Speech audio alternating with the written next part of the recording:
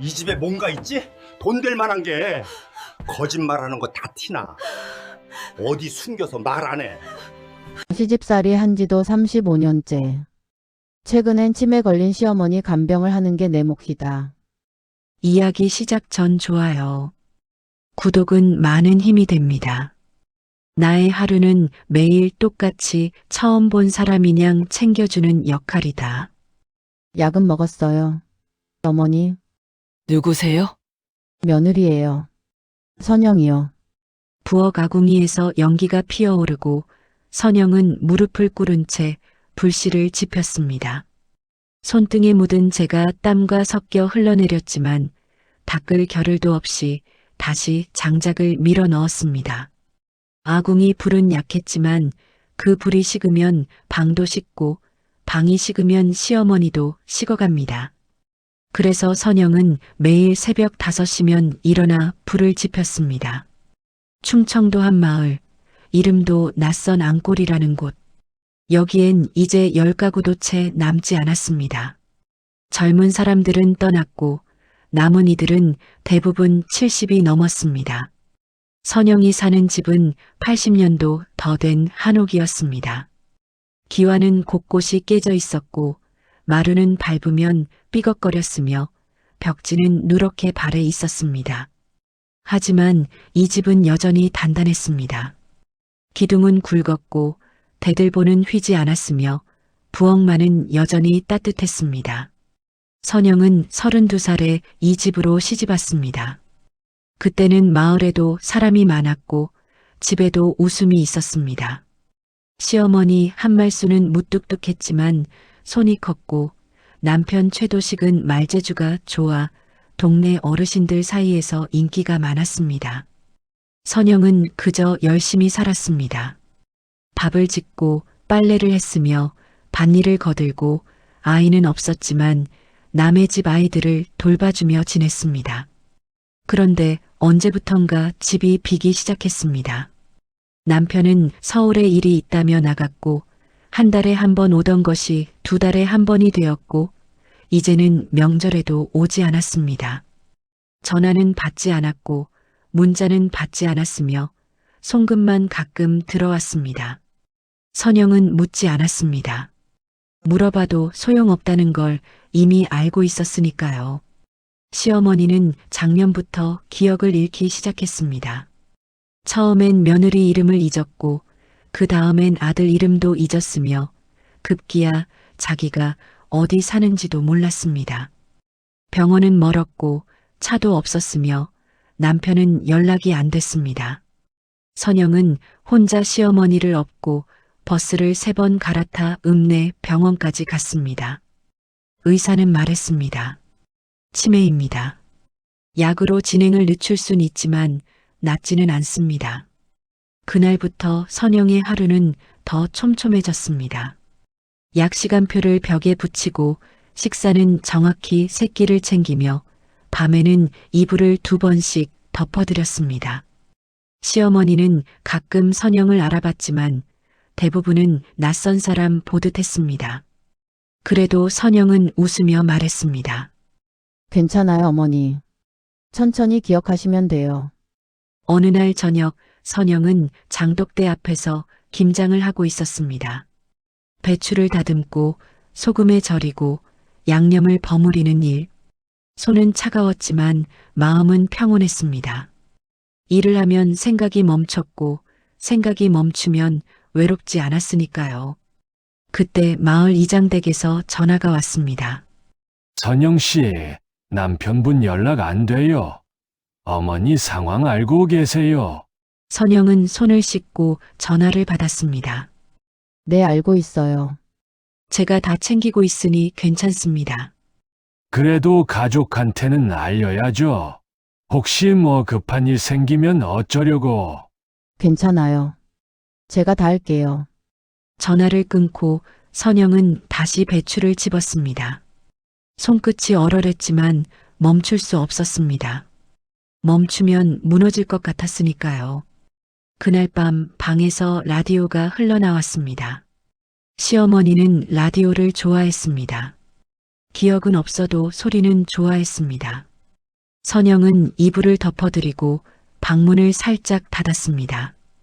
복도를 지나 부엌으로 갔습니다.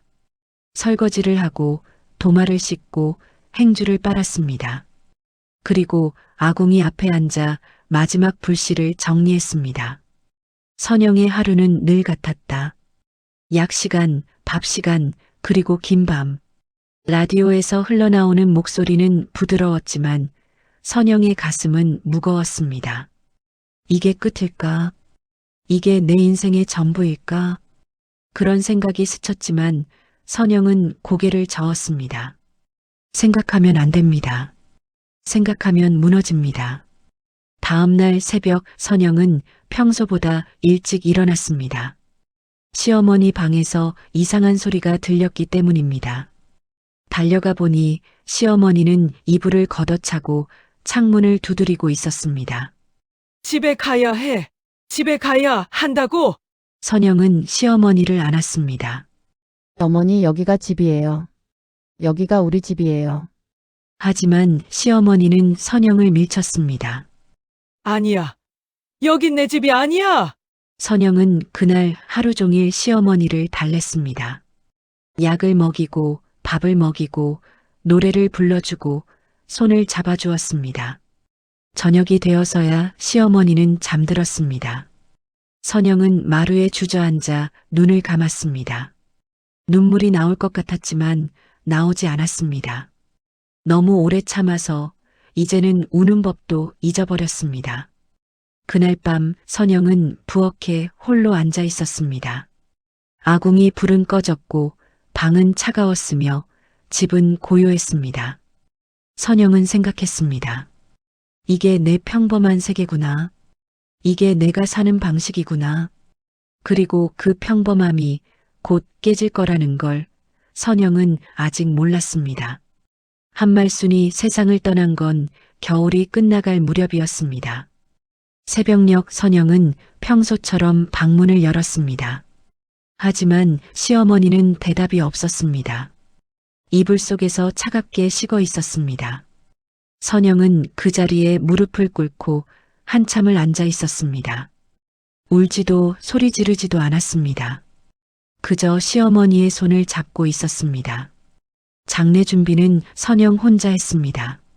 남편에게 몇 번이고 전화했지만 받지 않았습니다. 문자를 보냈고 카카오톡을 남겼으며 이웃에게 부탁해 연락을 돌렸습니다. 그제야 도식에게서 답장이 왔습니다. 알았어. 내일 간다. 단 5글자였습니다. 장례식장은 읍내 작은 병원 지하였습니다. 조문객은 많지 않았습니다. 마을 이웃 몇 명, 옛날 친척 2명, 그리고 선영. 선영은 상주복을 입고 조문객을 맞았습니다. 허리를 숙이고 고개를 조아리며 고맙습니다, 감사합니다, 되풀이했습니다. 눈은 퉁퉁 부었지만 표정은 평온했습니다. 슬픔을 밖으로 내보이지 않는 게 익숙했으니까요. 도식이 도착한 건 장례 이틀째 오후였습니다. 문이 열리고 선영은 고개를 들었습니다. 그리고 굳었습니다. 도식 옆에는 낯선 여자가 있었습니다. 짙은 화장에 명품 핸드백을 든 여자. 선영보다 한참 어려 보였습니다. 도식은 선영을 보며 고개를 까닥였습니다. 왔어. 엄마는? 선영은 대답하지 않았습니다. 그저 영정 쪽을 가리켰습니다. 도식은 그제야 영정 앞으로 걸어가 절을 했습니다. 하지만 그 절은 형식적이었습니다. 무릎도 제대로 꿇지 않았고 고개도 깊이 숙이지 않았으며 시선은 이미 다른 곳을 향하고 있었습니다. 옆에 여자는 절도 하지 않았습니다. 그저 뒤에 서서 핸드폰만 만지작거렸습니다. 조문객 중 한 명이 물었습니다. 도식 씨, 저분은 누구신가요? 도식은 웃으며 대답했습니다. 아, 회사 동료예요. 서울서 같이 일하는. 하지만 그 말투는 자연스럽지 않았습니다. 어색했고 불편했으며 거짓말 같았습니다. 선영은 그 모습을 지켜보며 생각했습니다. 동료라고 했지만 저건 동료가 아니야. 저녁 무렵 조문객들이 모두 돌아가고 선영은 도식과 단둘이 남았습니다. 여자는 밖에서 담배를 피우고 있었습니다. 도식은 소파에 앉아 다리를 꼬았습니다. 고생 많았어. 혼자 다 준비했다며? 선영은 고개를 끄덕였습니다. 네, 엄마 돌아가시기 전엔 어땠어? 기억 거의 없으셨어요. 마지막엔 저도 못 알아보셨고요. 도식은 한숨을 쉬었습니다. 그래도 편히 가셨으면 됐지 뭐. 그 말에 선영은 고개를 들었습니다. 편히 가셨다고? 혼자 외롭게 아들 얼굴도 못 보고 며느리 손만 잡고 떠난 게 편한 거라고? 하지만 선영은 아무 말도 하지 않았습니다. 화를 내봤자 소용없다는 걸 알았으니까요. 도식은 계속 말했습니다. 장례 끝나면 집 정리 좀 해야겠어. 이 집 너무 오래됐잖아. 팔든지 부수든지 해야지. 선영은 눈을 감았습니다. 팔든지 부수든지 80년 된 한옥을 시어머니가 평생 지킨 집을 그렇게 쉽게 말하다니. 도식은 선영의 표정을 살피지 않았습니다. 그저 시계를 보며 말했습니다. 나 내일 아침 일찍 올라가야 해. 회사 일 있어서. 나머지는 내가 마무리해줘. 선영은 고개를 들었습니다. 혼자요. 응.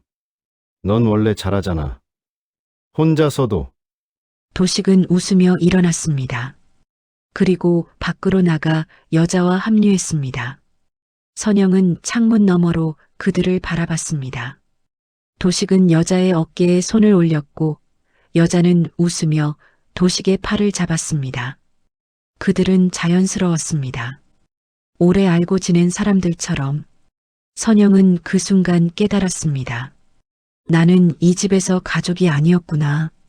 30년을 함께 살았지만 선영은 가족이 아니었습니다. 그저 집을 지키는 사람, 시어머니를 돌보는 사람, 밥을 짓는 사람. 그 이상도 그 이하도 아니었습니다. 도식에게 선영은 아내가 아니라 관리인이었습니다. 장례 마지막 날 영정을 모시고 집으로 돌아오는 길. 선영은 버스 안에서 창밖을 바라봤습니다. 겨울이 지나고 봄이 오고 있었습니다. 나무엔 새싹이 돋고 밭엔 풀이 자라며 하늘은 맑았습니다. 하지만 선영의 마음은 겨울보다 추웠습니다. 시어머니는 떠났고 남편은 떠났으며 이제 남은 건 빈집뿐이었습니다. 집에 도착해 영정을 모셨습니다. 선영은 밤새 영정 앞에 앉아 있었습니다. 촛불을 켜고 향을 피우고 시어머니와 이야기했습니다. 어머니, 저 이제 어떻게 해야 해요?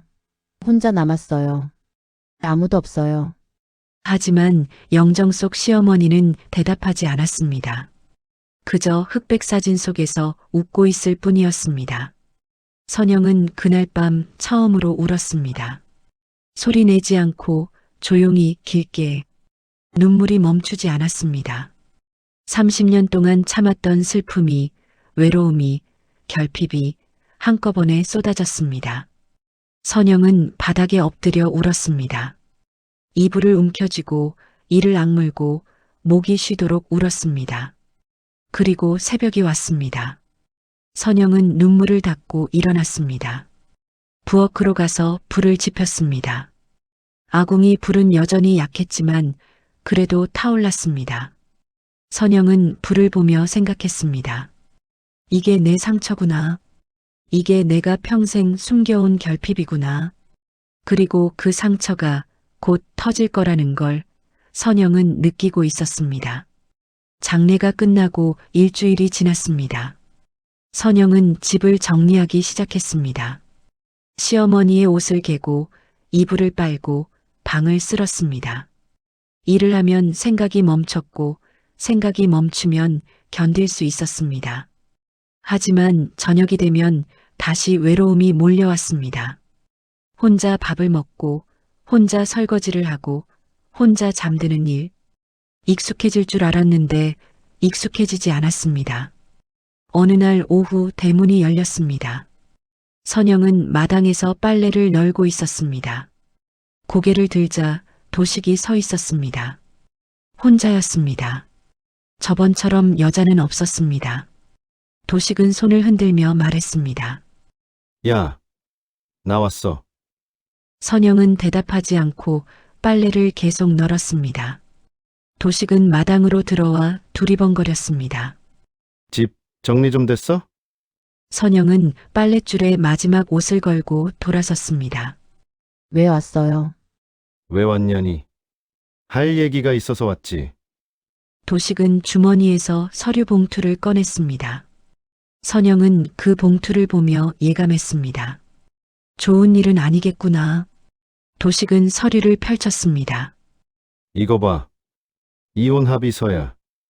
선영은 얼어붙었습니다. 이혼. 그 단어가 귀에 꽂혔습니다.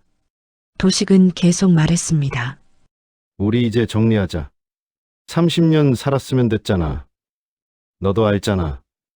우리 사이 진작 끝났다는 거. 선영은 서류를 내려다봤습니다. 거기엔 이미 도식의 서명이 되어 있었습니다. 날인까지 되어 있었습니다. 선영의 서명란만 비어 있었습니다. 왜 이제 와서? 선영의 목소리는 떨렸습니다. 도식은 어깨를 으쓱했습니다. 이제 와서가 아니라 진작 했어야 했어. 그냥 미뤄왔던 거지. 엄마 돌아가셨으니까 이젠 됐잖아. 선영은 고개를 들었습니다. 어머니 돌아가셔서 이제 됐다고요. 그래. 엄마, 살아. 계실 땐 말 나올까봐 참았지. 근데 이젠 괜찮잖아. 선영은 주먹을 쥐었습니다. 손톱이 손바닥에 박혔지만 아프지 않았습니다. 분노가 그보다 컸으니까요. 그럼 저한테 남는 건 뭔데요? 도식은 웃었습니다. 남는 거? 이 집 주면 되잖아. 내가 원래 여기 살았으니까. 이 집 내가 가져. 선영은 집을 둘러봤습니다. 80년 된 한옥. 낡았고 불편했으며 시골 구석에 박혀 있는 집. 이 집이요? 응. 이 집 내 거야. 난 안 가져갈게. 대신 다른 건 안 줘. 위자료도 없고 재산 분할도 없어. 이 집으로 끝. 도식은 서류를 탁자에 내려놓았습니다. 생각해보고 연락 줘. 근데 너무 오래 끌진 마. 나도 바빠서. 그리고 도식은 돌아섰습니다. 선영은 물었습니다. 저번에 온 그 여자가 누구예요? 도식은 멈춰섰습니다. 무슨 여자? 장례식 때 같이 온 여자요. 도식은 잠시 침묵했습니다. 그리고 말했습니다. 윤수진. 내 동료. 아니, 솔직히 말할게. 내 여자야. 우리 3년 됐어. 3년. 선영의 머릿속이 하얘졌습니다. 3년 전이면 시어머니가 치매 진단받을 무렵이었습니다. 선영이 혼자 시어머니를 돌보고 혼자 집을 지키고 혼자 외로움을 견딜 때 도식은 다른 여자와 있었습니다. 선영은 무릎이 풀렸습니다. 하지만 주저앉지 않았습니다. 도식 앞에서 무너지고 싶지 않았으니까요. 도식은 말을 이었습니다. 미안해. 근데 어쩔 수 없었어. 너랑은 진작 끝이었잖아. 우린 그냥 같이 사는 남남이었어. 선영은 눈을 감았습니다. 같이 사는 남남. 30년 결혼 생활이 그 한마디로 정리되었습니다. 도식은 다시 돌아섰습니다. 서류 보고 연락 줘. 빨리. 그리고 대문을 나갔습니다. 선영은 마당에 홀로 남았습니다. 서류는 탁자 위에 놓여 있었습니다. 바람이 불어 서류가 펄럭였습니다. 선영은 서류를 집어들었습니다. 이혼 합의서, 재산 분할 없음, 위자료 없음, 양육권 해당 없음, 단 한 줄만 추가되어 있었습니다. 피합의자는 충청도 앙골리 소재 한옥 한 채를 취득함. 선영은 집을 올려다봤습니다. 기와 지붕은 낡았고 벽은 금이 갔으며 마당은 잡초가 자라고 있었습니다. 하지만 이 집은 여전히 서 있었습니다. 80년 동안 전쟁을 견디고 세월을 견디고 사람들을 견뎌냈습니다. 그리고 이제 이 집은 선영의 것이 되었습니다. 위자료 대신, 재산 분할 대신, 30년 헌신 대신 받은 것. 낡은 시골집 하나. 선영은 서류를 구겼습니다. 손에 힘이 들어갔습니다. 하지만 찢지는 않았습니다. 찢어봤자 달라지는 건 없었으니까요. 선영은 서류를 다시 펼쳤습니다. 그리고 천천히 읽었습니다. 한 줄 한 줄.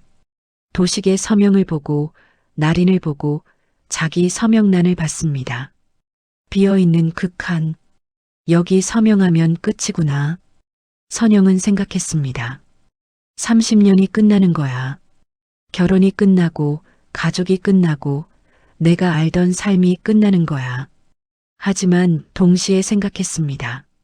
그럼 이제 뭐가 시작되는 거지? 선영은 대답을 몰랐습니다. 해가 지고 있었습니다.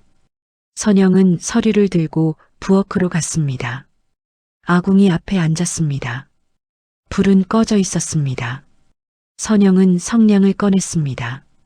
서류를 태울까 생각했습니다. 하지만 태우지 않았습니다.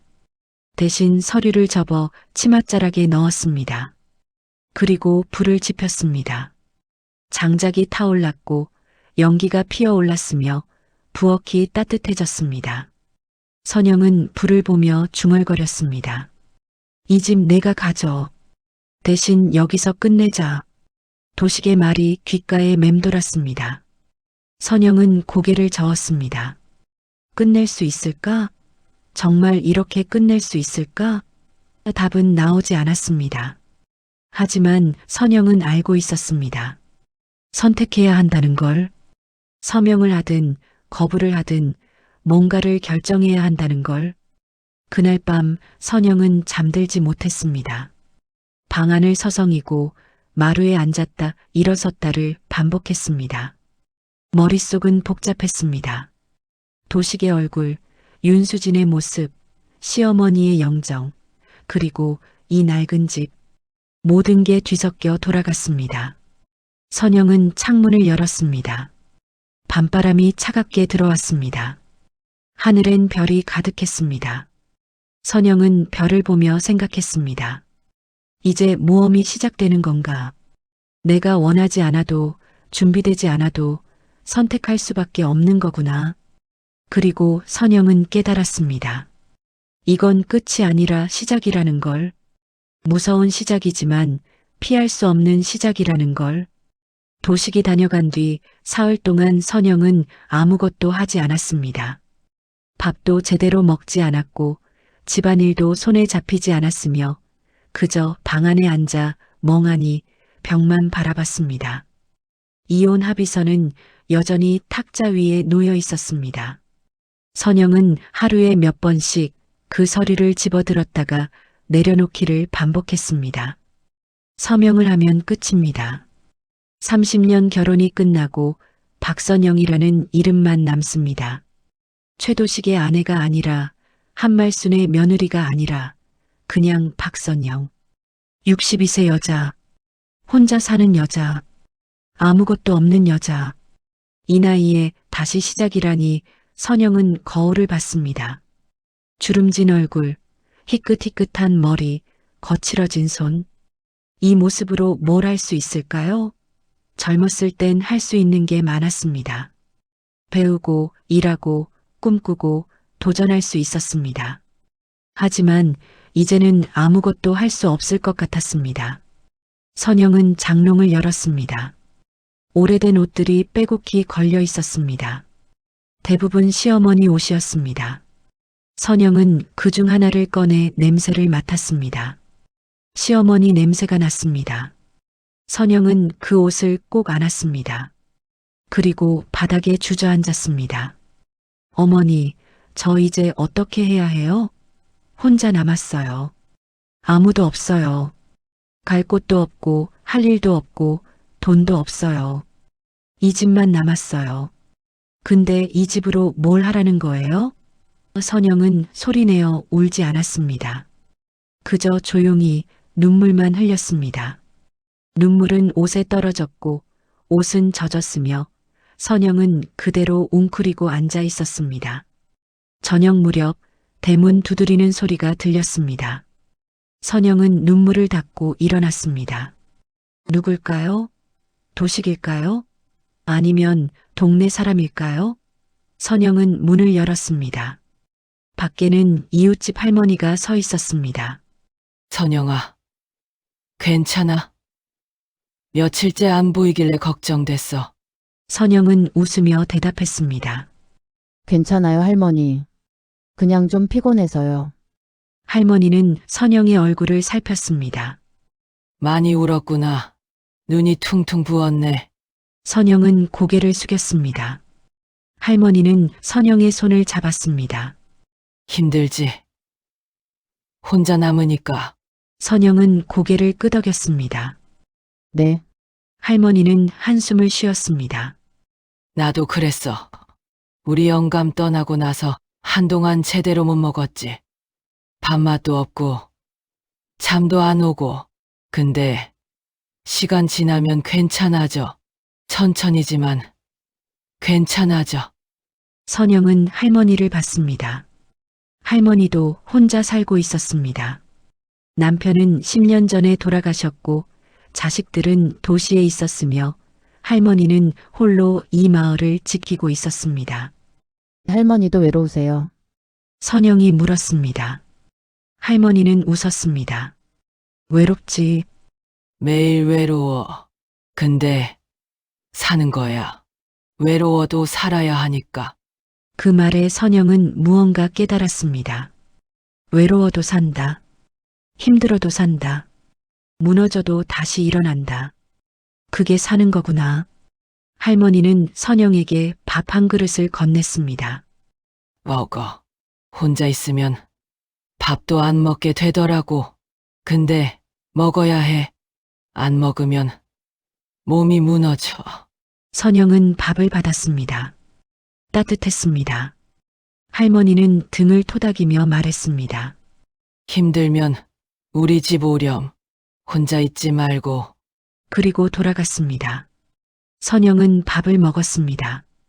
오랜만에 제대로 먹는 밥이었습니다. 눈물이 났지만 계속 먹었습니다. 한 숟가락, 두 숟가락. 밥을 먹으며 선영은 생각했습니다. 나 지금 도망치고 있구나. 현실에서 도망치고, 선택에서 도망치고, 삶에서 도망치고 있어. 밥을 다 먹고 선영은 설거지를 했습니다. 그리고 마당으로 나갔습니다. 해는 이미 졌고 하늘은 어두웠으며 별만 빛나고 있었습니다. 선영은 마당 한가운데 서서 집을 올려다봤습니다. 80년 된 한옥. 낡았지만 단단한 집. 이 집이 이제 선영의 전부였습니다. 이 집으로 뭘 할 수 있을까? 선영은 생각했습니다. 팔 수도 있겠지. 근데 얼마 받을까? 시골 한옥이라 비싸진 않을 거야. 그럼 그 돈으로 뭐 하지? 작은 원룸 얻어서 혼자 살까? 아니면 친척 집에 얹혀 살까? 하지만 모든 선택지가 막막했습니다. 선영은 주저앉았습니다. 마당 흙바닥에 그대로 앉아 하늘을 봤습니다. 별은 여전히 빛났고 밤은 고요했으며 바람은 차가웠습니다. 선영은 중얼거렸습니다. 못하겠어. 다시 시작 같은 거 못해. 난 이미 늙었어. 힘도 없고 돈도 없고 아무것도 없어. 어떻게 다시 시작해? 그때였습니다. 부엌 쪽에서 무언가 떨어지는 소리가 들렸습니다. 선영은 고개를 돌렸습니다. 부엌 문이 살짝 열려 있었습니다. 바람에 열렸나? 선영은 일어나 부엌으로 걸어갔습니다. 문을 열자 어둠 속에서 아궁이가 보였습니다. 그리고 바닥에 뭔가 떨어져 있었습니다. 선영은 불을 켰습니다. 바닥에는 낡은 나무 국자가 떨어져 있었습니다. 선영은 그 국자를 집어들었습니다. 시어머니가 쓰던 국자였습니다. 손잡이가 닳았고 색이 바랬으며 오래됐지만 여전히 쓸 수 있는 국자. 선영은 그 국자를 보며 시어머니가 했던 말을 떠올렸습니다. 부엌만은 늘 따뜻해야 한다. 시어머니는 항상 부엌을 소중히 여겼습니다. 아궁이 불을 끄지 않았고 솥을 깨끗이 닦았으며 국자며 뒤집개며 도구들을 정성껏 관리했습니다. 부엌이 따뜻하면 집이 따뜻해지고 집이 따뜻하면 사람도 따뜻해진다고 했습니다. 선영은 아궁이 앞에 앉았습니다. 불은 꺼져 있었습니다. 차가웠습니다. 선영은 성냥을 꺼냈습니다. 그리고 장작을 넣었습니다. 불을 붙였습니다. 연기가 피어올랐고 불꽃이 타올랐으며 부엌이 서서히 따뜻해졌습니다. 선영은 불을 보며 생각했습니다. 아직 끝난 게 아니야. 아직 선택하지 않았어. 도망치고 싶지만 도망칠 순 없어. 이 집이 내 전부니까. 이 집을 지켜야 해. 그게 내가 할 수 있는 유일한 일이니까. 하지만 여전히 무서웠습니다. 앞이 보이지 않았고 길이 막막했으며 혼자라는 게 두려웠습니다. 선영은 불 앞에서 무릎을 껴안고 앉아 있었습니다. 거부하고 싶었습니다. 모든 걸 거부하고 도망치고 숨고 싶었습니다. 하지만 마음 한편에서 작은 목소리가 들렸습니다. 그래도 살아야 해. 외로워도 힘들어도 살아야 해. 선영은 눈을 감았습니다. 그리고 천천히 숨을 쉬었습니다. 불은 여전히 타오르고 있었습니다.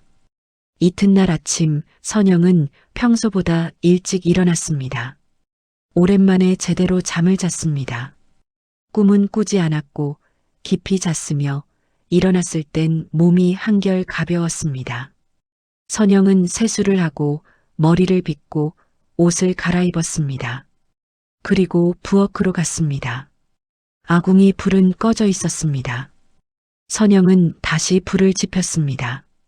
장작을 넣고 성냥을 그으며 연기가 피어오를 때까지 기다렸습니다.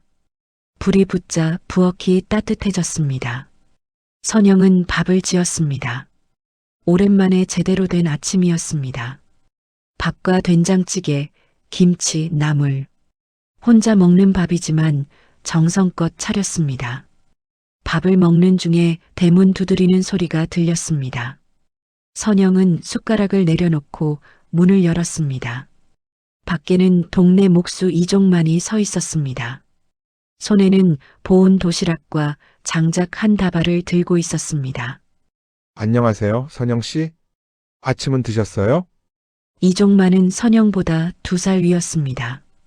이 마을에서 나고 자란 사람이었습니다. 젊었을 땐 서울에서 문화재 보존 일을 했다고 들었습니다. 하지만 10년 전 고향으로 돌아와 목수 일을 하며 살고 있었습니다. 과묵한 사람이었습니다. 말이 많지 않았지만 손은 부지런했고 마음은 따뜻했습니다.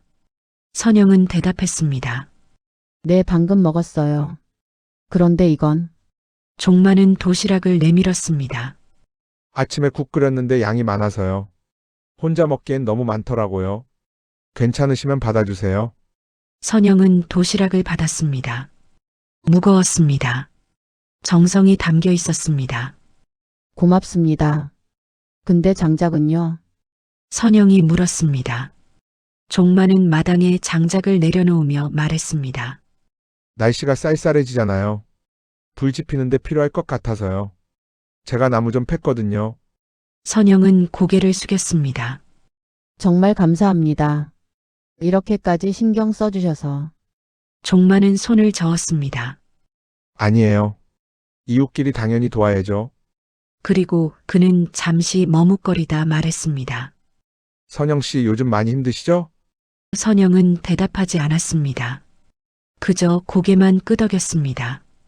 종만은 계속 말했습니다. 저도 압니다. 혼자 남는다는 게 얼마나 힘든지. 저도 그랬거든요. 선영은 고개를 들었습니다. 종만 씨도요. 아내 떠나보낸 지 5년 됐어요. 암이었어요. 투병하다가 결국 종만의 목소리가 잠시 떨렸습니다. 하지만 금방 진정했습니다.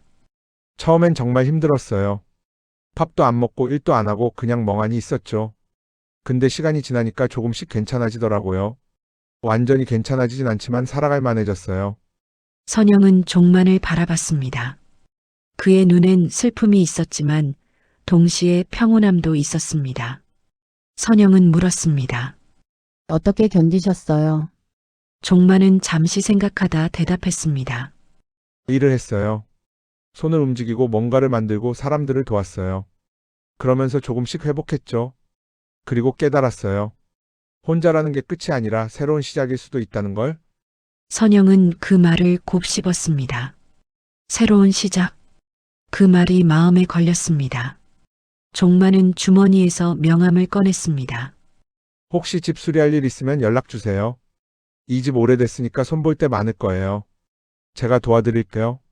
선영은 명함을 받았습니다. 거기엔 이종만 목수, 문화재 보존 경력 15년이라고 적혀 있었습니다. 문화재 보존이요?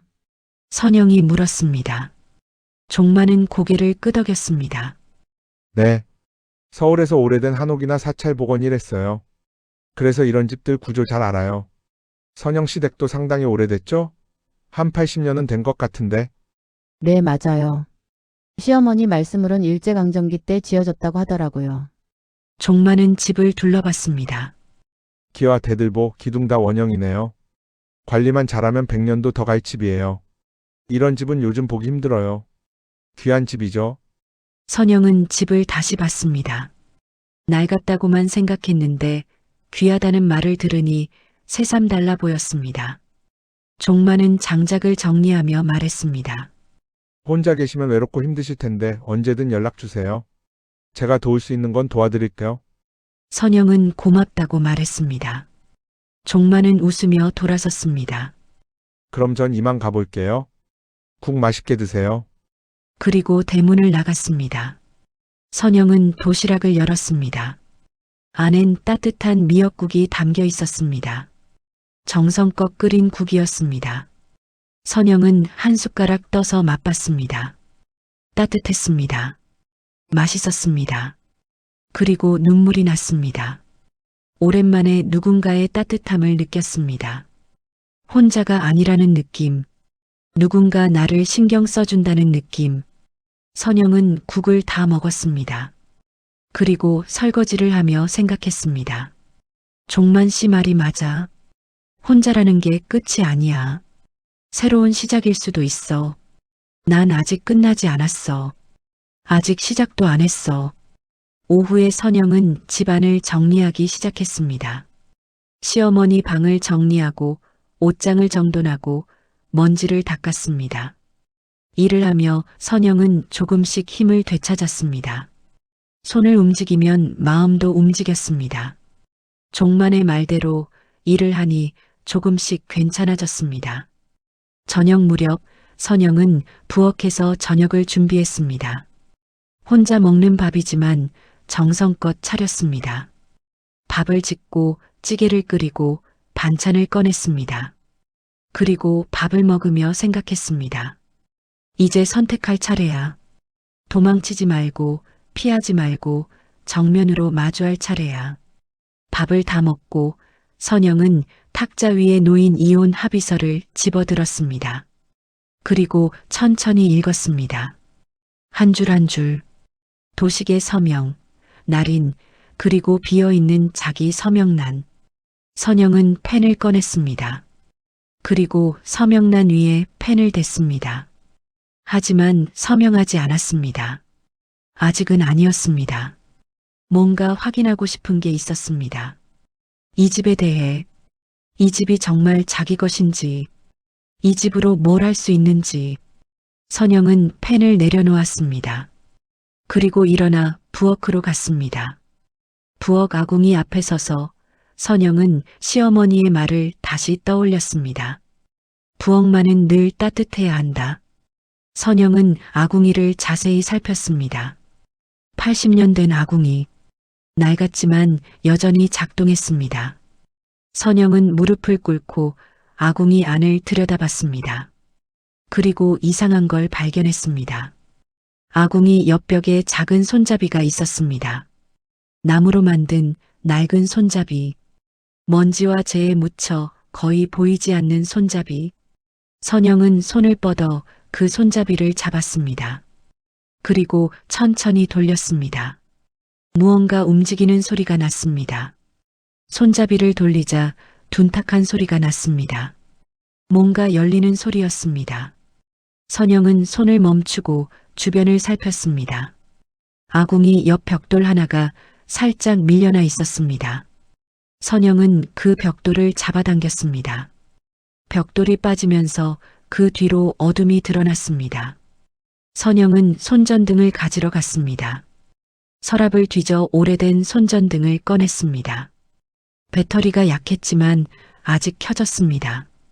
선영은 다시 부엌으로 와서 손전등을 벽 안쪽으로 비췄습니다.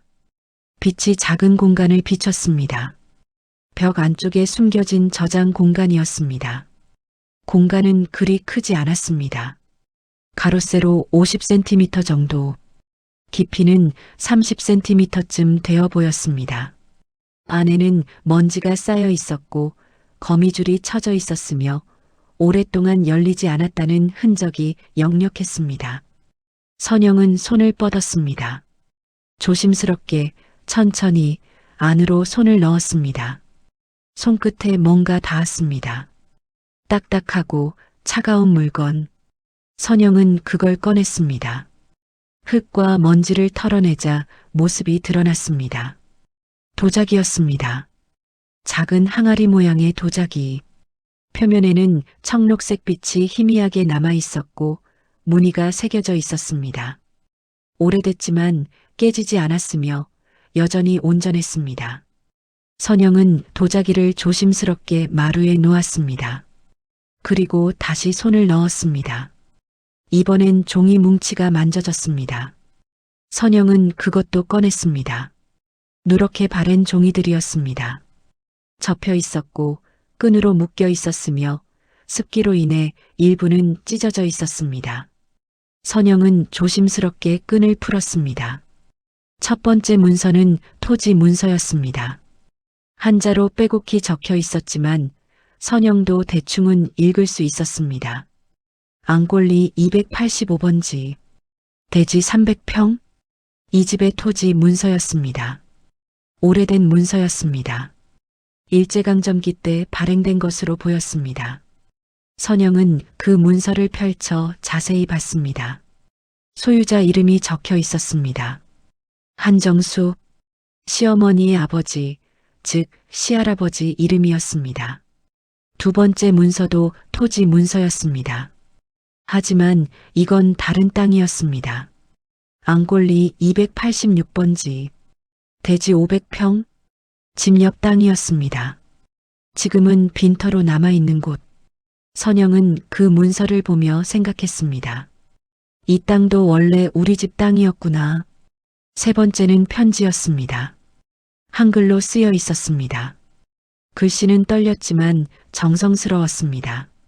선영은 편지를 펼쳤습니다. 먼지가 날렸고 종이가 바스락거렸으며 오래된 잉크 냄새가 났습니다. 선영은 손전등을 비추며 편지를 읽기 시작했습니다. 이 집을 지키는 사람에게 남긴다. 나는 이 집을 지은 한정수다.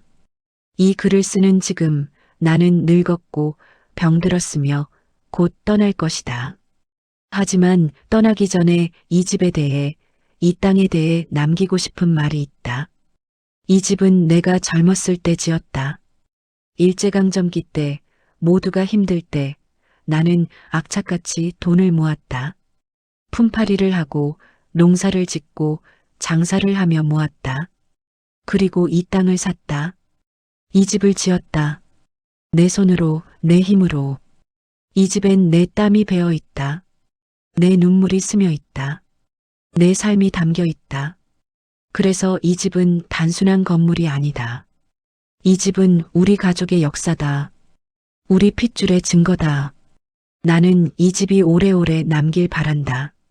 내 자식이, 내 손자가, 그리고 그 뒤에 누군가가 이 집을 지켜주길 바란다. 이 집을 함부로 팔지 말라. 함부로 부수지 말라. 이 집은 돈으로 살 수 없는 것들이 담겨 있다. 부엌벽 안에 몇 가지 물건을 숨겨두었다. 도자기는 내 아버지가 물려준 것이다. 대대로 내려오던 것이다. 토지 문서는 이 집과 땅의 증거다. 이것들을 잘 보관하라. 언젠가 필요한 날이 올 것이다. 이 집을 지키는 사람이여. 당신이 누구든, 당신이 힘들든 외롭든 포기하지 말라. 이 집은 당신을 지킬 것이다. 이 집은 당신의 편이 될 것이다. 부엌만은 늘 따뜻해야 한다.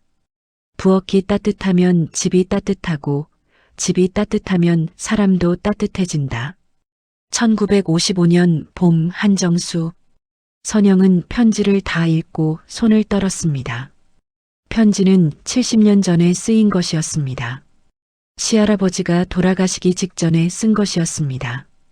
선영은 편지를 가슴에 안았습니다. 눈물이 났습니다. 누군가 이 집을 소중히 여겼다는 것, 누군가 이 집을 지키려 했다는 것, 그리고 그 마음이 70년이 지나 지금 선영에게 전해졌다는 것. 선영은 다시 저장 공간을 살폈습니다. 더 이상 물건은 없었습니다. 도자기 몇 점, 토지 문서, 그리고 편지. 그게 전부였습니다. 하지만 선영에겐 충분했습니다. 이것들은 단순한 물건이 아니었습니다. 이것들은 증거였습니다. 이 집이 가치 있다는 증거, 이 집을 지켜야 한다는 증거. 선영은 도자기를 들었습니다. 손전등을 비추며 자세히 봤습니다. 청자였습니다. 고려 청자로 보였습니다. 무늬는 섬세했고 색은 은은했으며 형태는 우아했습니다. 선영은 도자기 감정 같은 건 할 줄 몰랐지만 이게 귀한 물건이라는 건 알 수 있었습니다. 선영은 물건들을 모두 마루에 놓았습니다. 도자기 3점, 토지 문서 2장, 편지 1통, 그리고 그것들을 보며 생각했습니다. 이게 뭘 의미하는 걸까? 왜 시할아버지는 이것들을 숨겨둔 걸까? 그리고 왜 지금 내가 찾은 걸까? 밖에서 바람이 불었습니다. 창문이 흔들렸고 기와가 덜컹거렸으며 나무가 흔들렸습니다. 선영은 창밖을 봤습니다. 밤이 깊어가고 있었습니다. 별은 여전히 빛났고 달은 떠올랐으며 집은 고요했습니다. 선영은 편지를 다시 읽었습니다. 특히 마지막 부분. 이 집을 지키는 사람이여. 당신이 누구든, 당신이 힘들든 외롭든 포기하지 말라. 이 집은 당신을 지킬 것이다. 선영은 그 구절을 되풀이해서 읽었습니다. 마치 주문처럼, 마치 기도처럼. 이 집은 나를 지킬 것이다. 선영은 생각했습니다. 나는 이 집을 지킬 것이다. 그리고 그 순간 선영은 결심했습니다. 이 집을 팔지 않기로, 이 집을 포기하지 않기로, 이 집을 지키기로. 선영은 일어나 부엌으로 갔습니다. 벽 안저장 공간을 다시 봤습니다. 그리고 조심스럽게 벽돌을 다시 끼워 넣었습니다. 손잡이를 돌려 잠갔습니다. 이제 이 공간은 다시 비밀이 되었습니다. 하지만 선영은 알고 있었습니다. 이 집엔 비밀이 있다는 것, 이 집엔 이야기가 있다는 것, 이 집엔 가치가 있다는 것. 선영은 마루로 돌아와 물건들을 천으로 감쌌습니다. 조심스럽게, 정성스럽게, 그리고 방 안장롱 깊숙이 넣어두었습니다. 아무도 모르게, 안전하게. 이제 이것들은 선영만의 비밀이었습니다. 밤이 깊었습니다. 선영은 이불을 펴고 누웠습니다. 하지만 잠이 오지 않았습니다. 머릿속이 복잡했습니다. 도자기, 토지 문서, 편지, 그리고 시할아버지의 말. 모든 게 뒤섞여 돌아갔습니다. 선영은 천장을 보며 생각했습니다. 이제 뭘 해야 하지? 이 물건들을 어떻게 해야 하지? 도식에게 말해야 할까?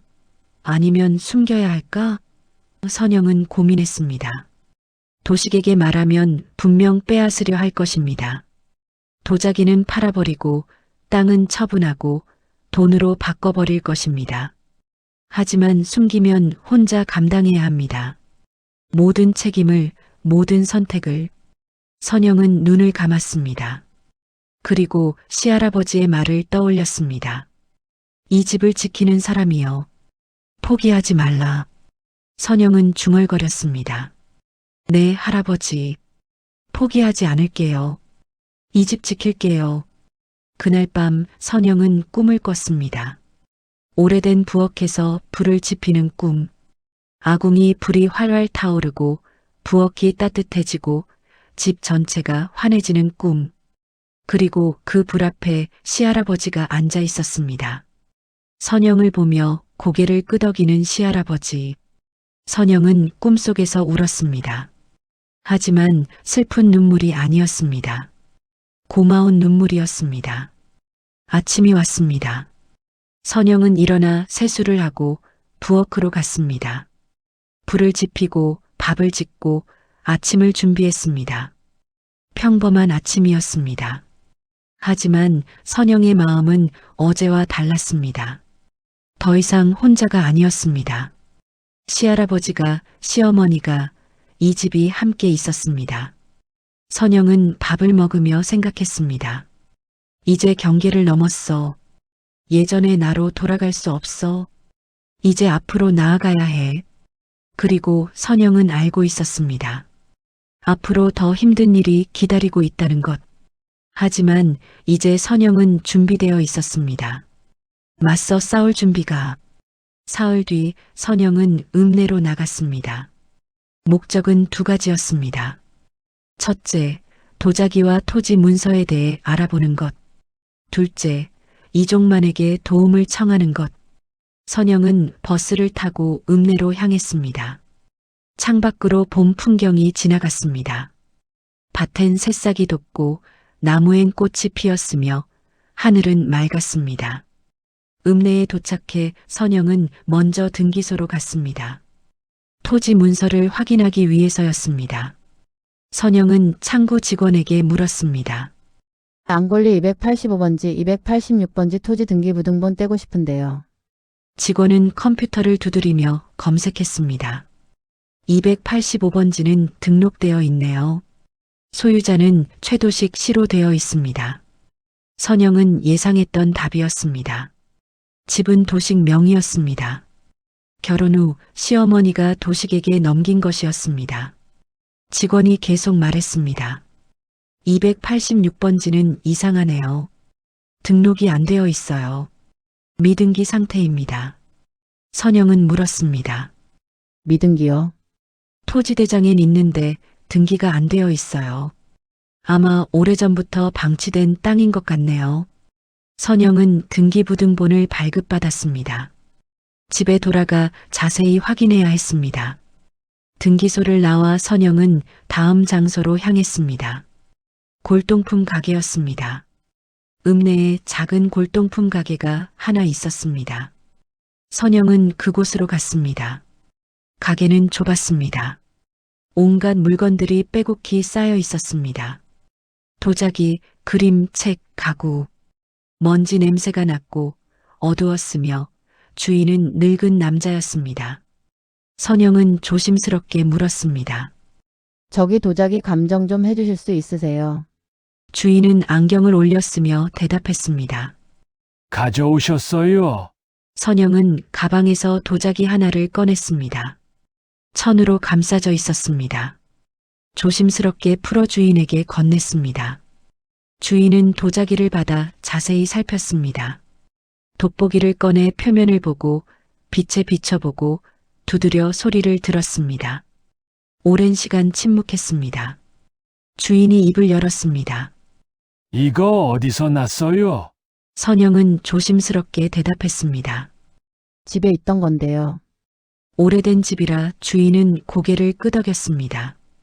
고려 청자네요. 12세기쯤 만들어진 것 같은데 상태도 좋고 무늬도 섬세하고 진품이에요. 선영의 심장이 뛰었습니다. 진품이요? 아, 네. 요즘 이런 거 보기 힘들어요. 박물관 가야 볼 수 있는 거죠.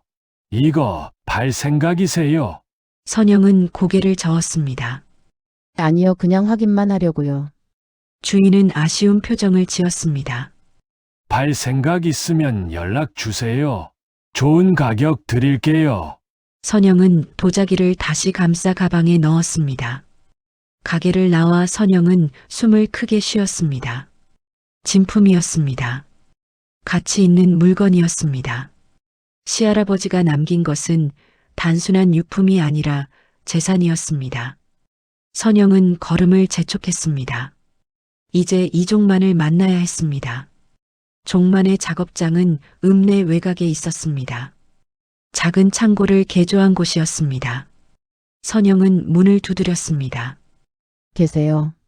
안에서 종만의 목소리가 들렸습니다. 네, 들어오세요. 선영은 문을 열고 들어갔습니다. 안엔 나무 냄새가 가득했고 연장들이 정리되어 있었으며 종만은 나무를 깎고 있었습니다. 종만은 선영을 보며 웃었습니다. 선영 씨? 무슨 일이세요? 선영은 주변을 둘러보며 물었습니다. 지금 시간 괜찮으세요? 상담 좀 하고 싶은데요. 종만은 연장을 내려놓으며 대답했습니다. 그럼요. 앉으세요. 선영은 의자에 앉았습니다. 그리고 조심스럽게 말을 꺼냈습니다. 저기 집에 대해 여쭤보고 싶은 게 있어서요. 제 집 말이에요. 종만은 고개를 끄덕였습니다. 네, 말씀하세요. 선영은 숨을 들이쉬고 말했습니다. 제 집이요, 얼마나 가치가 있을까요? 만약에 보존하면요. 종만은 잠시 생각하다 대답했습니다. 선영 씨 댁은 문화재 가치가 있어요. 80년 된 한옥이고 원형이 잘 보존되어 있고 구조도 튼튼하니까요. 등록문화재로 신청하면 지정받을 수도 있어요. 선영은 눈을 크게 떴습니다. 등록문화재요. 네. 국가에서 보존 가치가 있다고 인정하면 등록문화재로 지정해줘요. 그럼 보수비용도 지원받고 세금 감면도 받고 집을 보존하는 데 도움이 되죠. 선영은 고개를 끄덕였습니다. 하지만 문제가 있었습니다. 근데요, 집이 제 명의가 아니에요. 남편 명의거든요. 종만은 잠시 침묵했습니다. 그리고 조심스럽게 물었습니다. 이혼하시는 거예요? 선영은 고개를 끄덕였습니다. 네. 남편이 이혼 합의서 가져왔어요. 집은 제가 가지라고 했고요. 종만은 고개를 끄덕였습니다. 그럼 이혼 성립되면 집 명의를 선영 씨로 옮기시면 돼요. 그 다음에 문화재 신청하시고 선영은 물었습니다. 근데요, 만약에 집 옆 땅도 제 거라면요. 미등기 상태인 땅이요. 종만은 눈을 크게 떴습니다. 미등기 땅이요? 네. 오래전에 저희 집 땅이었는데 등기가 안 되어 있대요. 종만은 잠시 생각하다 말했습니다. 그럼 소유권 확인 소송을 해야 해요. 증거 자료가 있으면 땅을 되찾을 수 있어요. 선영은 가방에서 토지 문서를 꺼냈습니다. 조심스럽게 종만에게 보여줬습니다. 종만은 문서를 자세히 봤습니다. 그리고 놀란 표정을 지었습니다. 이거 일제강점기 때 문서잖아요. 귀한 자료예요. 이걸로 소송하면 땅 되찾을 수 있을 거예요. 선영은 안도의 한숨을 쉬었습니다. 종만은 계속 말했습니다. 근데 선영 씨 조심하셔야 해요. 이런 귀한 물건이나 땅이 있다는 거 아무한테도 말씀하지 마세요. 특히 남편분한테요. 선영은 고개를 끄덕였습니다. 네, 알아요. 그래서 종만 씨한테만 말씀드리는 거예요. 종만은 진지한 표정으로 말했습니다. 제가 도와드릴게요. 변호사 소개도 해드리고 문화재 신청도 도와드릴게요. 혼자 하시면 힘드실 테니까. 선영은 고개를 숙였습니다. 고맙습니다. 정말 고맙습니다. 종만은 손을 저었습니다. 아니에요. 이웃끼리 당연한 거죠. 그리고 그는 잠시 망설이다 말했습니다. 선영 씨가 이 집 지키려는 거 잘하는 거예요. 이런 집들이 자꾸 사라지고 있거든요. 돈 안 된다고 낡았다고 부숴버리는데 그러면 안 돼요. 이런 집들이 우리 역사거든요. 선영은 종만을 봤습니다. 그의 눈엔 진심이 담겨 있었습니다. 선영은 마음이 따뜻해졌습니다. 혼자가 아니라는 느낌, 누군가 내 편이라는 느낌. 선영은 말했습니다. 제가 잘할 수 있을까요? 이 일을요. 종만은 웃으며 대답했습니다. 할 수 있어요. 저도 도와드릴게요. 같이 하면 할 수 있어요. 작업장을 나와 선영은 버스 정류장으로 향했습니다. 해가 지고 있었습니다. 하늘은 붉게 물들었고 바람은 서늘했으며 마을은 고요했습니다. 선영은 버스를 기다리며 생각했습니다. 이제 동맹이 생겼어. 종만 씨가 내 편이야. 혼자가 아니야. 하지만 동시에 걱정도 들었습니다. 도식이 알게 되면 어떻게 될까? 도자기와 땅을 알게 되면 가만히 있지 않을 것입니다. 분명 빼앗으려 할 것입니다. 선영은 주먹을 쥐었습니다. 그래도 포기하지 않을 거야. 이 집은 내 거야. 시할아버지가 남긴 거야. 내가 지킬 거야. 버스가 왔습니다. 선영은 버스에 올라 창가에 앉았습니다. 버스가 출발하고 읍내가 멀어졌으며 마을로 향했습니다. 선영은 창밖을 보며 중얼거렸습니다. 이제 시작이야. 진짜 싸움은 이제부터야. 그리고 선영은 알고 있었습니다. 곧 적이 나타날 거라는 것을, 그 적은 바로 최도식이라는 것을. 일주일 뒤 도식에게서 전화가 왔습니다. 야, 서류는 언제 줄 거야? 내가 바빠서 그러는데 빨리 처리 좀 해줘. 선영은 전화를 받고 침착하게 대답했습니다. 아직 생각 중이에요. 생각. 뭘 더 생각해? 그냥 서명하면 끝나잖아. 천천히 생각해보고 연락드릴게요. 선영은 전화를 끊었습니다. 도식은 짜증이 났는지 문자를 보냈습니다. 다음 주까지 처리 안 하면 내가 직접 내려간다. 그때는 내 마음대로 안 될 수도 있어. 선영은 문자를 읽고 한숨을 쉬었습니다. 협박이었습니다. 하지만 선영은 흔들리지 않았습니다. 이미 각오는 했습니다. 며칠 뒤 선영은 종만이 소개해준 변호사를 만났습니다. 읍내 법률사무소였습니다. 변호사는 중년 여성이었습니다. 이름은 김미연이었습니다. 선영은 변호사에게 상황을 설명했습니다. 이혼 합의서, 집, 도자기, 토지 문서, 모든 것을. 김 변호사는 서류들을 검토했습니다. 그리고 말했습니다. 선영 씨, 이혼 합의서 여기 서명하시면 안 돼요. 왜요? 재산 분할이 너무 불리해요. 30년 결혼 생활인데 위자료도 없고 재산 분할도 없어요. 집만 받는 건 손해예요. 하지만 남편이 이렇게만 하자고 했어요. 김 변호사는 고개를 저었습니다. 그건 남편 입장이고요. 법적으로 선영 씨는 재산의 절반을 요구할 수 있어요. 남편 명의로 된 재산, 예금, 모든 걸 합쳐서 절반. 그게 선영 씨 권리예요. 선영은 놀랐습니다. 절반이요. 네. 결혼 생활 동안 선영 씨도 기여했으니까요. 집안일, 시부모 봉양, 모든 게 기여예요. 선영은 생각했습니다. 재산의 절반. 그게 얼마나 될까요? 도식은 서울에서 일했고 돈도 벌었으며 분명 재산이 있을 것입니다. 하지만 선영은 돈이 중요한 게 아니었습니다. 집이 중요했습니다. 선영은 물었습니다. 근데 저는 집을 지키고 싶어요. 집 명의를 제 걸로 하고 싶고요. 김 변호사는 고개를 끄덕였습니다. 그럼 협상을 해야 해요. 남편한테 집 명의를 선영 씨로 넘기는 대신 다른 재산 분할은 포기한다고요. 아니면 집과 약간의 위자료를 받든지. 선택은 선영 씨 하기 나름이에요. 선영은 고민했습니다. 그리고 결정했습니다. 집만 있으면 돼요. 다른 건 필요 없어요. 김 변호사는 서류를 작성하기 시작했습니다. 그럼 제가 남편 측에 통지서를 보낼게요. 현재 이혼 합의서는 수락할 수 없으며 재협상을 요구한다고요. 그리고 진명의 이전을 조건으로 하겠다고요. 선영은 고개를 끄덕였습니다. 네, 부탁드려요. 며칠 뒤 도식에게서 전화가 왔습니다. 화가 잔뜩 난 목소리였습니다. 야, 변호사까지 끼고 나온다고? 너 미쳤어? 선영은 침착하게 대답했습니다. 제 권리를 찾는 거예요. 권리. 내가 무슨 권리가 있어? 내가 벌어온 돈인데. 30년 결혼 생활 동안 제가 집 지키고 시어머니 돌본 것도 기여해요. 도식은 비웃었습니다. 기여? 그게 돈이 돼? 넌 그냥 집에서 밥이나 하고 있었잖아. 선영은 화가 났지만 참았습니다. 더 이상 얘기 안 할게요.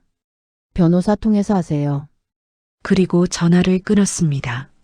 손이 떨렸지만 선영은 견뎠습니다. 그날 저녁 선영은 부엌에서 저녁을 준비하고 있었습니다.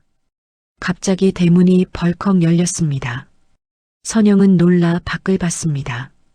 도식이 마당으로 들어오고 있었습니다. 옆에는 윤수진도 함께였습니다. 선영은 나가서 물었습니다. 왜 왔어요? 도식은 환한 얼굴로 다가왔습니다.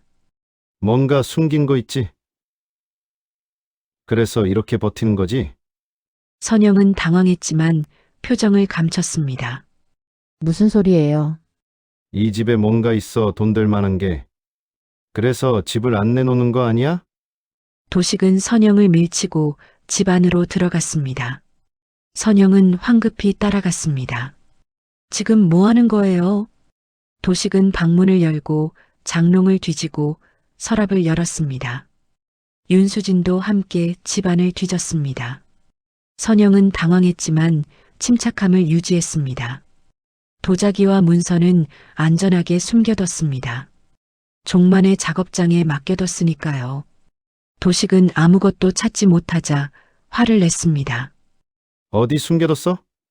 말해. 선영은 대답했습니다. 아무것도 없어요. 이 집엔 낡은 가구밖에 없어요. 도식은 선영을 노려봤습니다. 거짓말하는 거 다 티나. 넌 원래 거짓말 못하잖아. 선영은 도식을 똑바로 봤습니다. 나가주세요. 여긴 이제 제 집이에요. 내 집. 아직 이혼도 안 했는데 무슨 내 집이야? 법적으로는 아직이지만 마음으론 이미 제 집이에요. 당신은 이미 이 집을 떠났잖아요. 도식은 비웃었습니다. 그래. 떠났지. 이런 낡은 집. 이런 답답한 시골. 이런 재미없는 인생. 다 지겹더라. 선영은 가슴이 찔렸지만 표정을 감췄습니다. 도식은 계속 말했습니다. 근데 내가 뭘 숨겼든 결국 내 거야. 이 집이 내 명이잖아. 내가 팔아버릴 수도 있어. 선영은 침착하게 대답했습니다. 팔아보세요. 법원 가서 다투면 돼요. 도식은 당황했습니다. 선영이 이렇게 강하게 나온 적이 없었으니까요. 윤수진이 끼어들었습니다. 오빠, 그냥 가요. 여기 뭐 있겠어요?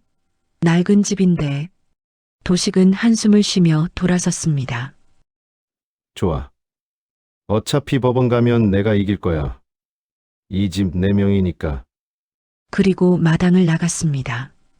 윤수진도 따라 나갔습니다. 선영은 대문이 닫히자 주저앉았습니다. 다리에 힘이 풀렸습니다. 손이 떨렸고 숨이 가빠졌으며 심장이 빠르게 뛰었습니다. 무서웠습니다. 도식이 정말 집을 팔아버리면 어떡하지? 법원 가서 지면 어떡하지? 모든 게 무너지면 어떡하지? 선영은 부엌으로 기어갔습니다. 아궁이 앞에 앉아 불을 지폈습니다. 손이 떨려 성냥을 여러 번 떨어뜨렸습니다. 하지만 계속 시도했습니다. 결국 불이 붙었습니다. 연기가 피어올랐고 불꽃이 타올랐으며 부엌이 따뜻해졌습니다. 선영은 불을 보며 울었습니다. 소리 내지 않고 조용히 길게 눈물이 멈추지 않았습니다. 무서웠습니다. 혼자였습니다. 약했습니다. 선영은 중얼거렸습니다. 할 수 있을까? 정말 이길 수 있을까? 답은 나오지 않았습니다. 밤이 깊었습니다. 선영은 불 앞에 앉아 있었습니다. 그때 대문 두드리는 소리가 들렸습니다. 선영은 놀라 일어났습니다. 또 도식일까? 선영은 조심스럽게 문을 열었습니다. 밖에는 이종만이 서 있었습니다. 선영 씨 괜찮으세요?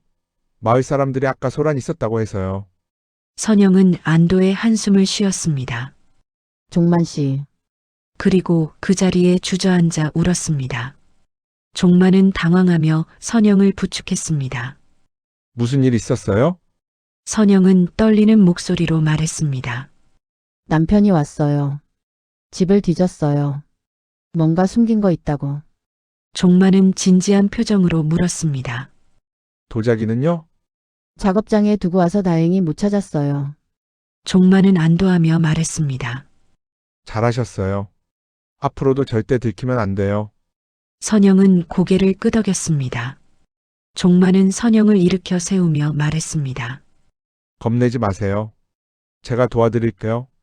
같이 싸우면 이길 수 있어요. 선영은 종만을 봤습니다. 그의 눈엔 확신이 있었습니다. 선영은 그 확신에 힘을 얻었습니다. 그래, 혼자가 아니야. 종만 씨가 있어. 김 변호사도 있어. 나는 혼자가 아니야. 선영은 눈물을 닦았습니다. 그리고 말했습니다. 고마워요. 정말 고마워요. 종만은 웃으며 대답했습니다. 천만에요. 이제 진짜 싸움이 시작됐어요. 준비하셔야 해요. 선영은 고개를 끄덕였습니다. 그리고 생각했습니다. 이제 최대 시련을 넘어야 해. 도식과 싸워야 해. 무서워도 약해도 싸워야 해. 선영은 주먹을 쥐었습니다. 이제 물러설 곳은 없었습니다. 한 달이 지났습니다. 그동안 많은 일이 있었습니다. 김 변호사는 도식 측과 협상을 진행했습니다. 처음엔 도식이 완강히 거부했습니다. 하지만 김 변호사는 포기하지 않았습니다. 법적 근거를 제시하고 재산 분할 소송을 준비하며 압박했습니다. 도식은 결국 협상 테이블에 앉았습니다. 변호사 사무실에서 만남이 있었습니다. 선영도 참석했습니다. 도식 옆엔 윤수진 대신 도식의 변호사가 앉아 있었습니다. 김 변호사가 먼저 말문을 열었습니다. 우리 측 요구는 간단합니다. 앙골리 소재 한옥의 명의를 박선영 씨로 이전. 그 대신 다른 재산 분할은 요구하지 않겠습니다. 도식의 변호사가 반박했습니다. 집 시세가 얼마인데 그것만 주고 끝내자는 겁니까? 우리 의뢰인에게 불리한 조건입니다. 김 변호사는 서류를 꺼냈습니다. 집 시세를 말씀하시니 말인데요. 이 집은 단순한 시골집이 아닙니다. 80년 된 한옥으로 문화재 등록이 가능한 건물입니다. 현재 전문가 감정을 받고 있으며 등록 문화재로 지정되면 가치는 훨씬 높아집니다. 도식은 당황한 표정을 지었습니다. 문화재? 그 낡은 집이? 김 변호사는 계속 말했습니다. 네. 그리고 한 가지 더. 박선영 씨는 30년간 시부모 봉양과 가사노동으로 기여했습니다. 이는 법적으로 인정되는 기여분입니다. 만약 재판으로 가면 최도식 씨의 전 재산에서 50% 이상 분할 청구가 가능합니다. 도식의 변호사는 도식과 속닥였습니다. 선영은 그 모습을 조용히 지켜봤습니다. 도식은 불편한 표정이었습니다. 협상은 계속됐습니다. 2시간 동안 팽팽한 줄다리기가 이어졌습니다. 결국 도식 측이 양보했습니다. 좋습니다. 집 명의는 이전해 주겠습니다. 대신 다른 재산 분할은 일절 없다는 조건으로요. 김 변호사는 선영을 봤습니다. 선영은 고개를 끄덕였습니다. 김 변호사가 대답했습니다. 좋습니다. 합의하겠습니다. 서류가 작성됐습니다. 도식과 선영은 각각 서명했습니다. 이혼 합의서에도 서명했습니다. 30년 결혼 생활이 종이 한 장으로 끝났습니다. 서명을 마치고 도식은 선영을 봤습니다. 잠시 눈이 마주쳤습니다. 도식의 눈엔 아무 감정도 없었습니다. 미안함도 후회도 아쉬움도 없었습니다. 그저 끝났다는 안도감만 있었습니다. 선영도 마찬가지였습니다. 더 이상 슬프지 않았습니다. 그저 끝났다는 사실만 받아들였습니다. 도식은 일어나 나갔습니다. 뒤돌아보지 않았습니다. 문이 닫혔습니다. 선영은 그 자리에 앉아 있었습니다. 김 변호사가 물었습니다. 괜찮으세요? 선영은 고개를 끄덕였습니다. 네, 괜찮아요. 그리고 생각했습니다. 정말 괜찮아. 이제 정말 끝이야. 새로운 시작이야. 며칠 뒤 선영은 등기소에서 등기부등본을 발급받았습니다. 집 명의가 바뀌어 있었습니다. 소유자 박선영. 선영은 그 문서를 보며 울컥했습니다. 이제 진짜 내 집이구나. 누구도 빼앗을 수 없는 내 집. 선영은 등기부등본을 소중히 가방에 넣었습니다. 그 다음은 미등기 땅이었습니다. 종만이 소개해준 측량사와 함께 땅을 확인했습니다. 옛날 토지 문서와 현재 지적도를 비교했습니다. 땅의 경계가 일치했습니다. 선영은 소유권 확인 소송을 준비했습니다. 김 변호사가 맡았습니다. 시간은 좀 걸리겠지만 이길 수 있어요. 증거가 확실하니까요. 그동안 선영은 집을 정비했습니다.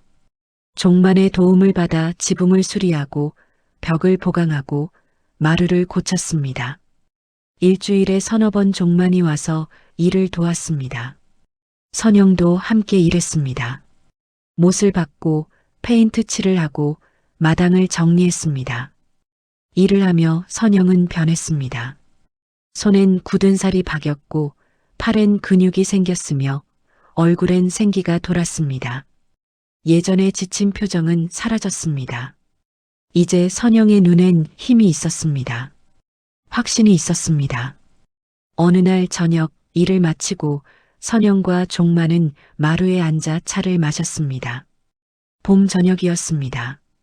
해는 지고 있었고 바람은 따뜻했으며 새들이 지저귀고 있었습니다. 종만이 말했습니다.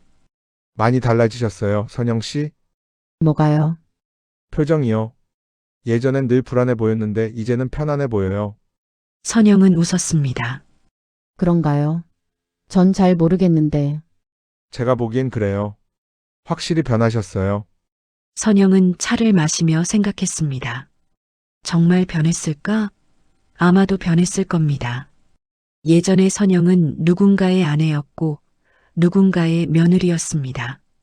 하지만 지금의 선영은 그냥 선영이었습니다. 박선영, 62세, 혼자 사는 여자, 하지만 약하지 않은 여자. 종만이 계속 말했습니다. 문화재 신청은 어떻게 되셨어요? 다음 주에 문화재청에서 조사 나온대요. 집 상태 확인하고 역사 조사하고 그 다음에 결정한대요. 잘 됐네요. 분명 통과될 거예요. 선영은 고개를 끄덕였습니다. 그랬으면 좋겠어요. 종만은 잠시 망설이다 물었습니다. 선영 씨, 앞으로 뭐 하실 계획이세요? 이 집에서 계속 사실 건가요? 선영은 생각했습니다. 앞으로 뭘 할까? 그동안은 지금 당장만 생각했습니다. 이혼, 집, 땅. 하지만 이제는 그 다음을 생각해야 했습니다. 선영은 대답했습니다. 아직 잘 모르겠어요. 근데 이 집은 지킬 거예요. 여기서 살면서 뭔가 할 수 있는 일을 찾아볼 거예요. 종만은 웃으며 말했습니다. 게스트하우스는 어때요? 이런 한옥 좋아하는 사람들 많거든요. 조용한 시골에서 쉬고 싶어 하는 사람들도 많고요.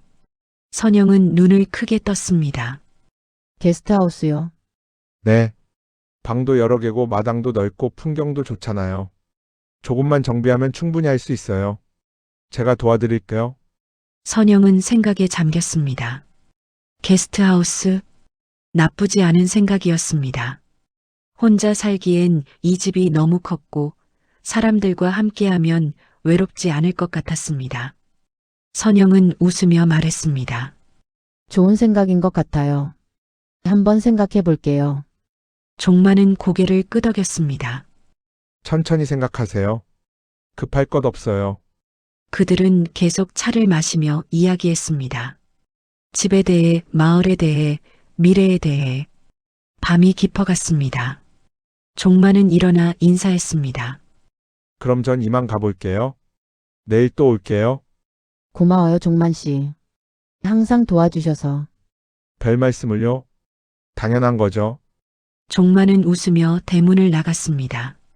선영은 마루에 앉아 그의 뒷모습을 봤습니다. 그리고 생각했습니다. 종만 씨는 정말 좋은 사람이야. 나한테 천사 같은 사람이야. 선영은 부엌으로 갔습니다. 아궁이에 불을 지폈습니다. 연기가 피어올랐고 불꽃이 타올랐으며 부엌이 따뜻해졌습니다. 선영은 불을 보며 중얼거렸습니다. 부엌만은 늘 따뜻해야 한다. 시할아버지의 말, 시어머니의 말이 떠올랐습니다. 그리고 선영은 깨달았습니다.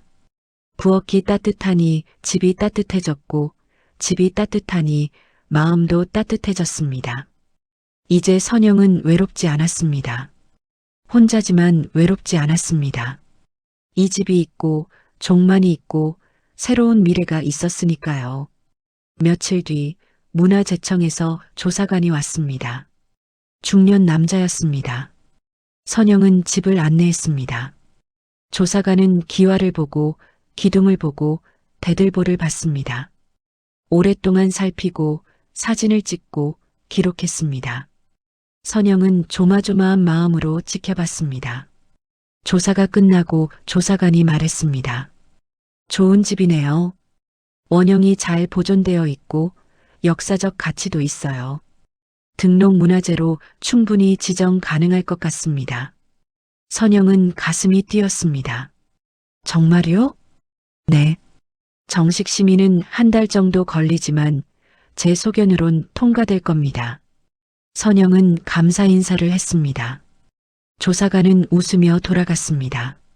선영은 마당에 주저앉았습니다. 기쁨의 눈물이 났습니다. 해냈습니다. 정말 해냈습니다.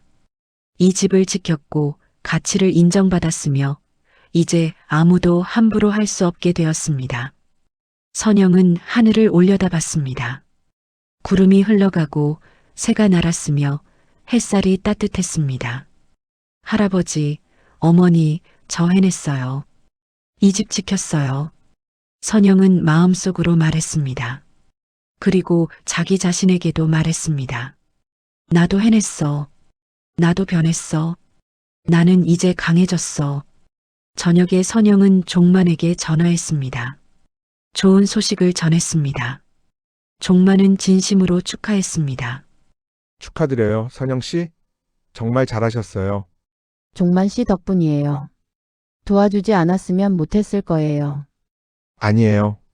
선영 씨가 포기하지 않고 싸웠으니까 가능한 거예요. 그날 밤 선영은 오랜만에 편히 잠들었습니다.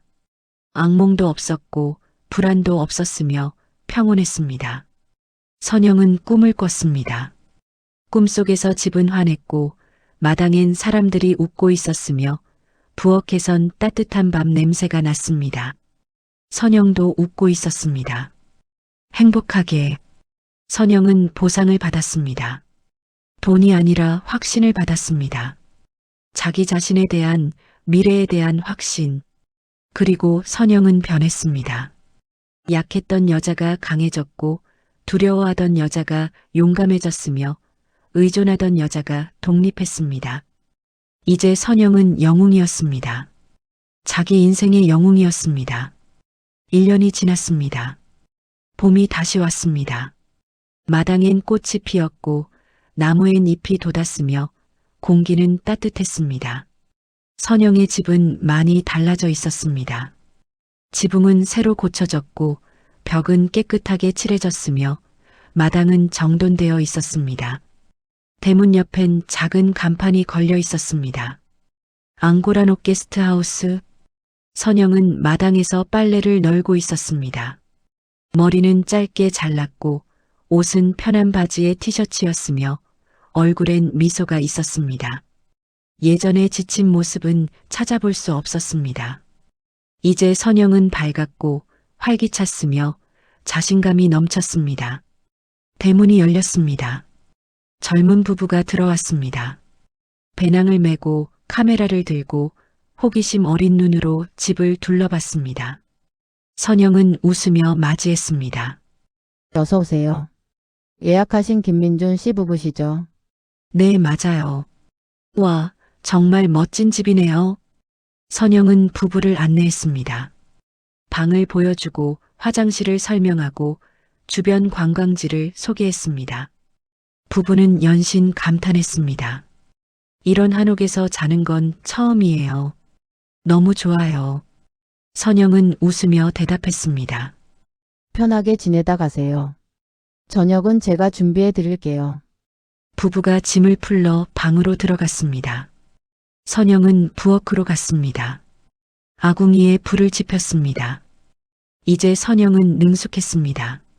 장작을 넣고 불을 붙이고 연기를 조절하는 게 익숙했습니다. 불이 타오르며 부엌이 따뜻해졌습니다.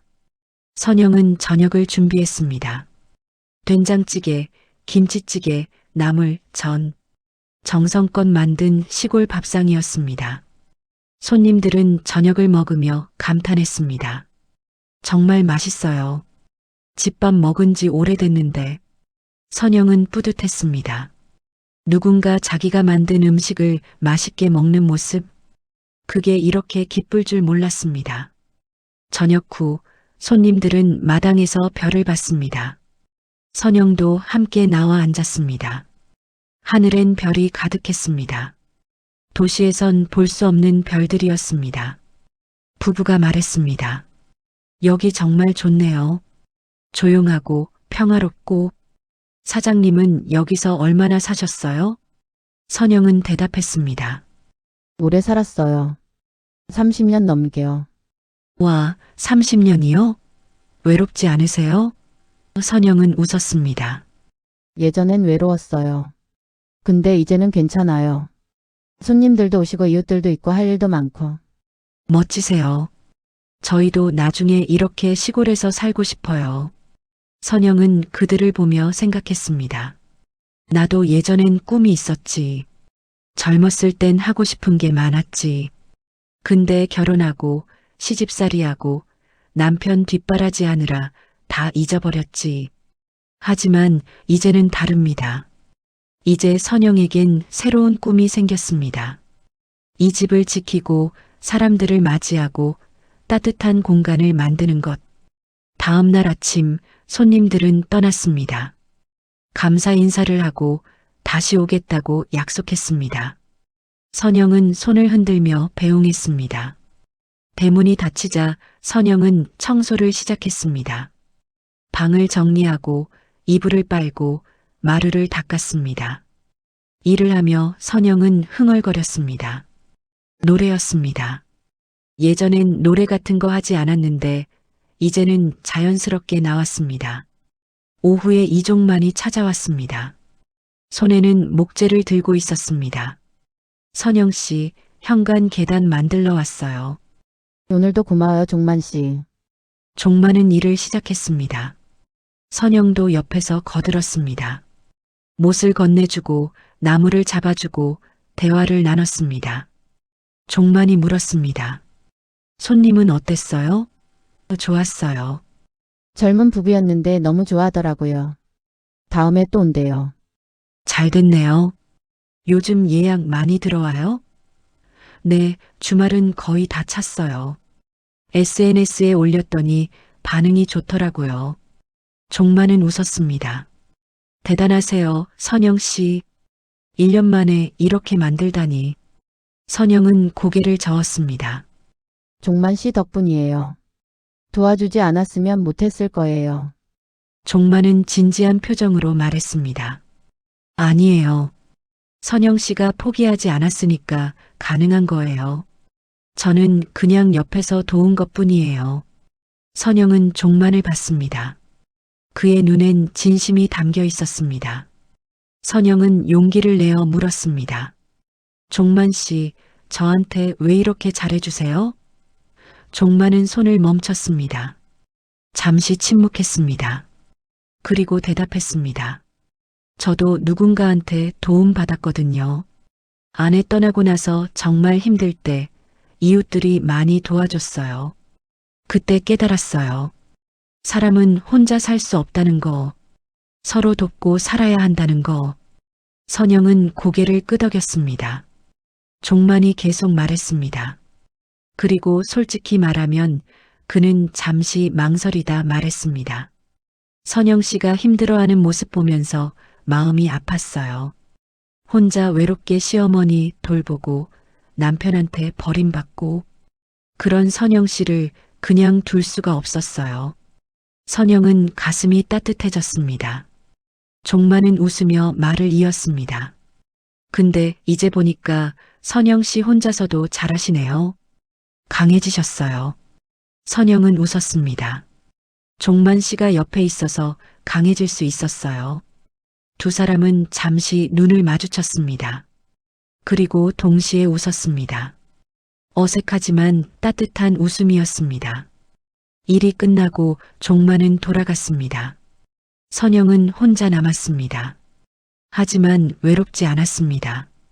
이제 선영에겐 많은 것이 있었습니다. 집, 땅, 일, 손님들, 그리고 종만. 선영은 마당을 거닐며 생각했습니다. 1년 전 나는 아무것도 없었어. 남편도 떠났고 시어머니도 돌아가셨고 혼자 남았어. 근데 지금은 내가 주인이야. 내 집의 주인, 내 삶의 주인. 누구도 나를 함부로 할 수 없어. 저녁에 선영은 동네 라디오 방송국에 출연했습니다. 작은 지역 방송이었습니다. 진행자가 물었습니다. 박선영 씨, 한옥 게스트하우스 운영하시는데 어떠세요? 선영은 마이크 앞에서 대답했습니다. 정말 보람 있어요. 손님들이 편히 쉬다 가시고 행복해 하시는 모습 보면 뿌듯해요. 힘든 점은 없으세요? 물론 있죠. 혼자 다 하려니까 바쁘고 힘들 때도 있어요. 근데 그래도 행복해요. 제가 하고 싶어서 하는 일이니까요. 앞으로 계획은요? 이 집을 계속 지키고 싶어요. 그리고 더 많은 사람들이 이곳에 와서 쉬었으면 좋겠어요. 이 집의 따뜻함을 느꼈으면 좋겠어요. 방송이 끝나고 선영은 집으로 돌아왔습니다. 밤이 깊었습니다. 선영은 부엌으로 갔습니다. 아궁이에 마지막 불을 지폈습니다. 연기가 피어올랐고 불꽃이 타올랐으며 부엌이 따뜻해졌습니다. 선영은 불을 보며 중얼거렸습니다.